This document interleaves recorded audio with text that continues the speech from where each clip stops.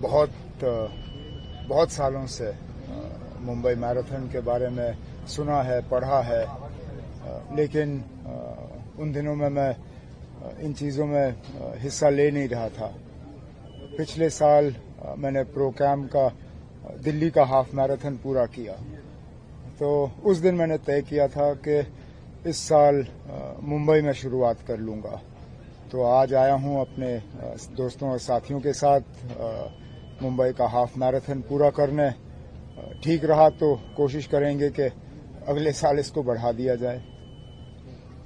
तो युवा को किस तरह मैसेज देना चाहोगे आप मैराथन? सेहत पे तवज्जो दें, कुछ भी करें लेकिन स्क्रीन के पीछे बैठे ना रहें। उठें, चलें, दौड़ें, खेलें। सेहत सबसे बड़ी चीज़ है। सेहत नहीं हो तो फिर और किसी चीज़ का फायदा नहीं। और बदकिस्मती से हमारे मुल्क में मोटापा, ओबेसिटी जिसको कहते हैं, वो बढ़ रहा है और उसको घटाने का एक ही तरीका है कि हम एक्सरसाइज, वर्जिश, खेल कूद के तरफ भी थोड़ा सा ध्यान दें। मैं जानता हूं कि इन दिनों पढ़ाई का दबाव बच्चों पर बहुत ज्यादा रहता है, लेकिन थोड़ा सा वक्त अपने लिए उनको निकालना चाहिए। सर, हाल ही में अभी बीएमसी इलेक्शन हुए मुंबई महापालिका के, उसमें भी अभी एनडीए की सरकार आई है, तो क्या कहना चाहेंगे?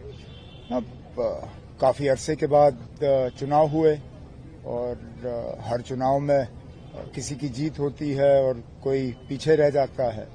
अब जिन्होंने कामयाबी हासिल की और सबसे ज्यादा सीटें बीजेपी को मिली, अब उनकी जिम्मेदारी बनती है कि मुंबई शहर के जो निवासी हैं, जो उम्मीद लगाए बैठे हैं कि उनके मुतालबे और उनके मुश्किलात जो हैं वो हल होंगे।